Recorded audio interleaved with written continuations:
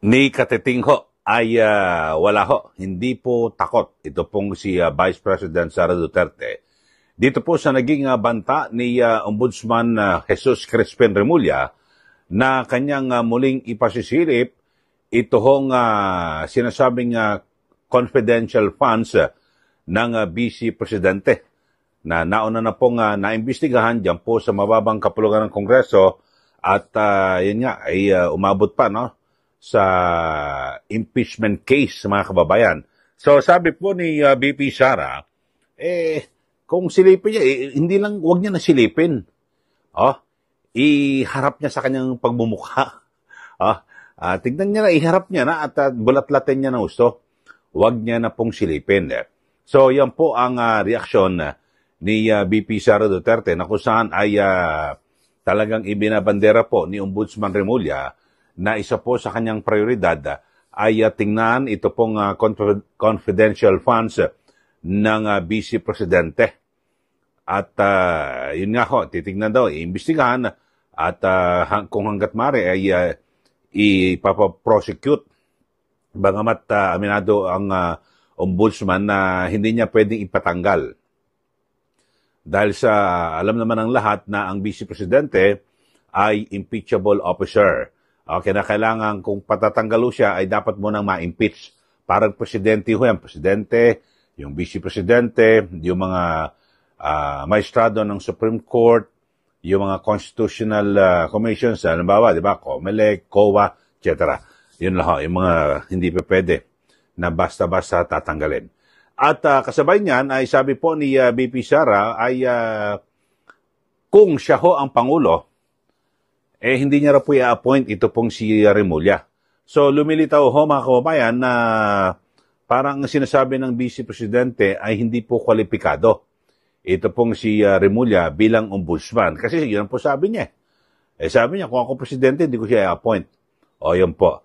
At bukod ho dyan, ay binanggit din ni VP Sara na dito ho sa sinasabi ho ni, ni Ombudsman Remulla na kung ano-ano lahat, ang sagot ho ng ating Vice Presidente ay ipagdasal lang natin ang ombudsman. Ayon. Panoorin niyo ho mga kababayan, ito hong pahayag ni VP Sara Duterte at natanong din sa kanya yung issue ng yung pagkaltas sa kanya sa budget, pati yung sa ICC. Ito, panoorin niyo ho yung pahayag ni VP Sara Duterte. Italaga siyang ombudsman sa kanyang pwesto ngayon dito. Kung ako ang presidente, hindi siya ang i-appoint ko na ombudsman. Huwag na niya silipin, no? Ilagay na niya sa harap niya at pag-aralan na niya ng maayos kung ano man yung gusto niyang gawin. Ipagpasa Diyos na lang natin siya at ang kanyang mga gagawin bilang ombudsman. Yes, i-hold ko na lang muna ma'am yung comment ko dito sa ICC case, no? Kasi kailangan natin maki-empathize and maki-empathize sa mga nabiktima ng lindol at mag-sympathize doon sa mga namatayan. I-postpone ko na lang muna ang comment ko sa budget. Hindi naman na mahalaga yung pera sa panahon ngayon dahil ang mas mahalaga ngayon ay yung maibsan yung lungkot, yung takot ng mga tao dahil sa mga pangyayari na lindol, pagbaha, bagyo. Inyo pong napanood, ito hong naging pahayag ni VP Sara Duterte na tilang parang sinasabi niya hindi siya bilib at hindi kwalipikado ito pong si Remulla bilang ombudsman. Kasi sabi niya, kung ako presidente, hindi ko i-appoint yan. So hindi siya bilib dito kay Remulla at para sa kanya hindi kwalipikado. Pero bagamat siyempre, ang nangyari naman ay mukhang si Pangulong Marcos Jr. ay bilib na bilib at sobrang sampalataya dito po kay Ombudsman Jesus Crispin Remulla.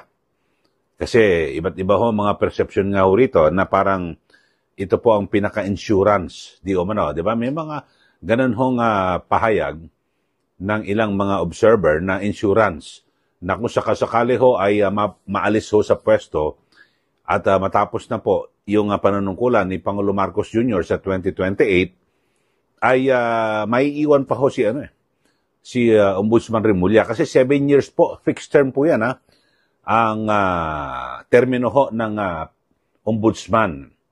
Pero dapat tandaan ho siguro, tandaan ho ni Ginoong Marcos Jr., ni Pangulong Marcos at ni Ombudsman Remulla, kahit na sabihin mo 7 years yung fixed term niya, no? Pero pag may pumasok po na bagong presidente ng Republika ng Pilipinas, halimbawa itong si VP Sara Duterte, kasi siya naman ho ang matunog at nangungunang kandidato, halimbawa sa 2028, pag naging presidente, kahit na fix yung term nito ni Remulla, pwedeng hindi matapos.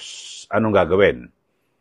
Di pwedeng ipa-impeach halimbawa, pagtapos ng termino ni Pangulong Marcos, may bagong Pangulo, at hindi niya po nagustuhan yung trabaho ng ombudsman, pwedeng ipa-impeach yan. Alam niyo naman ho, dyan po sa mababang kapulungan ng Kongreso, kapag may bagong presidente, naku, lahat po yan nagsisip-sipan. Isang click lang ng gano'n ng Pangulo, tanggalin yan. Bagamat hiwalay na sangay, pero yung realidad ho mga kababayan, pag nagbigay po ng senyales sa mga kaalyado, mabilis pa sa alas 4 yan, may impeach ka agad at mawawala po sa pwesto yung ombudsman. Yan ang isang ehemplo ho dyan, yung si Ombudsman Merceditas Gutierrez. Sa panahon ho yan ni Gloria Macapagal-Arroyo, nang pumasok po si Pangulong Noynoy Aquino na presidente, hindi niya kursunada yan Kasi alam naman natin talagang matindi ho yung hidwaan din, no? At ang perception talagang matindi yung korupsyon sa panahon ng ni dating Pangulong Gloria Macapagal-Arroyo. So pagpasok po ni Pinoy, yun, napa-impeach ho. Na-impeach ho sa mababang kapulungan ng Kongreso. Tapos nung dadali na po sa Senado, yung articles of impeachment, para siya po ilitisin doon, voluntaryong nag-resign na. Ito pong si Ombudsman Merceditas Gutierrez. Kaya naging moot and academic na po yung impeachment. Na-impeach siya dyan sa House of Representatives. So, hindi na po inaksyonan ng Senado. Kasi wala na Kasi alam niyo naman, yung maximum, yung pinaka-parusa lang naman sa impeachment, removal.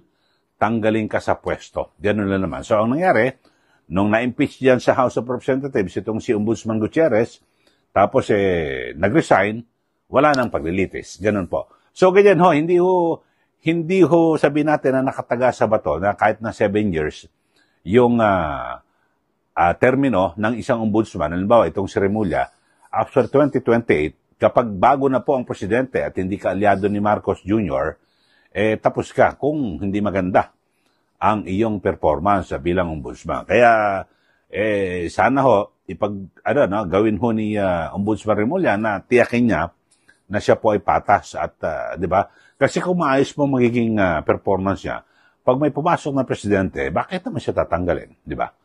Kung matino at talagang siya po ay para sa taong bayan. Ganun lang ho 'yun, mga kababayan. At yung narinig niyo kanina, 'di ba, yung sa interview kay VP Sara Duterte, tinatanong mo siya ng mga reporters kung ano ang kanyang pahayag dito po sa naging desisyon ng ICC, yung International Criminal Court, na kung saan ay ibinasura at hindi po inaprubahan yung hiling na interim release o yung pansamantalang pagpapalaya kay dating Pangulong Duterte. At bukod dyan ay tumanggi na rin muna na sumagot ito pong si VP Sara sa naging aksyon po diyan po sa House of Representatives sa kung saan ay tinapyasan yung kanilang yung taon ng pabansang budget ng Office of the Vice President. Sabi niya hindi naman importante yan kasi ngayon may lindol may kalamidad. So budget lang yan. So baliwala sa kanya. Akala ko siguro ni na ML party list Representative Lele de Lima na talagang sobrang maapektuhan ito pong si VP Sara. Deadma ho. Deadma. Congresswoman de Lima. Deadma po si VP Sara. Hindi raw importante yan. Wala ho siyang pake. Kasi mas pinagtutuunan ngayon ng pansin ng Vice Presidente yung personal personal na pagkalinga at pakikiramay, pakikisimpatya dito po sa mga naging biktima at tinamaan po ng lindol, lalo na po dyan po sa Davao Oriental. So, yun mga kababayan, at wala pong reaksyon ang Vice Presidente. Wala siyang walay. Kung kaltasan nyo man, kasi kung tutusin mga kababayan, kahit kaltasan ng Kongreso, ito pong budget, ang lubos na maapektuhan naman, siyempre, yung mga empleyado po ng gobyerno at yung taong bayan na marami po ang umaasa na humingi po ng tulong sa tanggapan po ng Pangalawang Pangulo, di po ba? So, yung ginigipit ni na De Lima ay ang taong bayan, di po ba? Yung mga umaasa humingi po ng tulong sa Office of the Vice President. Hindi kasi sinasabi niya na dahil sa pambabastos daw, di o mano, nagbigay ho ng sulat ho mismo, ito pong si VP Sara, na meron po siyang ini-appoint o dinidesignate na opisyal. Hindi naman kayo basta, hindi sinipot yung Congress, hindi ho basta ganon. Nagbigay po ng 2 sulat magkasunod, tapos bigla na lumindol sa Cebu. Nagbigay ho na ito, dinidesignate ito na opisyal at pwedeng kumatawan sa Office of the Vice President. Hindi rin po pinansin ng mga kongresista. Biro mo, naghintay, yung unang sulat, naghintay po ng alas 10 ng umaga hanggang gabi. Yung mga staff po ng OBP, hindi ko sila tinawag kasi ang gusto nila, ang Vice Presidente, meron pong meron pong liham So, kaya yung pangatlong letter po, pinadala na po ni VP Sara, sa inis na ho sige, attend ako dyan. Ito sa isang kondisyon. Pa-attendan nyo rin si Pangulo Marcos Jr. Sa budget ng Office of the President. Parang ganun ho mga kababayan. Kasi sa asar na biro mo 2 letter inisnab. Tapos yung pangalawang letter nagbigay ulit. Tapos nasa Cebu. Alam nyo ang Vice Presidente, isa rin po sa kanyang mga tungkulin, talagang agad na rumisponde rin sa taong bayan, di po ba? At makiramay, yun ho. Tapos ngayon, pumabastos daw. Ewan ko lang ako, yun ang basa ko sumulat Masama ho, halimbawa, hindi po sumulat ni Ha. Wala po tayong narinig, wala silang narinig kay VP Sara. Yun, masama ho yun. Talagang pwedeng sabihin pababastos. Pero, nirespeto sila sumulat. Yung nga ho yung sa committee hearing dahil sa wala namang conflict sa kanyang schedule, umatendo siya. At sa katunayan ng mga kababayan, binibigyan ho siya ng kortesiya ron na pwede niyang wag sagutin kung may gusto magtanong. Pero sabi ho ni VP Sara, hindi. I-waive ko yung binibigyan yung kortesiya. Pwedeng magtanong. Di ba? Kaya nga nagtanong nung si Tino. Tapos si isang kulot na babae. Sa Kabataan Party List, si Rene Co. Na tinanong pa nga ni VP Sara kung kabag-anak na si Saldi ko, di po ba? So, yun ho. Hindi matatakot, pero talagang dito nangyari. May nangyaring kalamidad sa Cebu Vice Presidente, agad na nagtungo doon, di po ba? Tapos nagkasunod-sunod na, ito nasa Davao naman ho siya. Kayo ho, mga kababayan, ano masasabi niyo rito? Una, dito ho kay Remulla. Sabi po ng ating Vice Presidente, ipagpasa Diyos na lang. At kung siya raw ang Pangulo, hindi niya raw i-appoint yan ng ombudsman. Tapos pangalawa ay, pambabastos daw ho.